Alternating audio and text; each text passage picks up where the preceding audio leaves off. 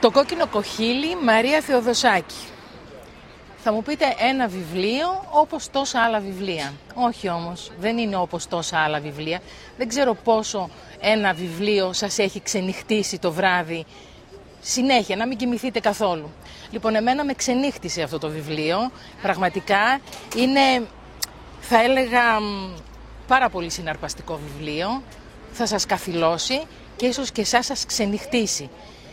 Θα διαβάσω έτσι μια κριτική που έκανε ο πολύ γνωστός Βασίλης Βασιλικός στη Μαρία, τη Θεοδοσάκη, που είπε: «Το κόκκινο κοχύλι είναι ένα μικρό αριστούργημα, ένα συναρπαστικό ερωτικό θρίλερ με αρχή, μέση και τέλος. Πυκνή γραφή που αφήνει στον αναγνώστη την αίσθησή του, κρίμα που δεν έχει κι άλλο».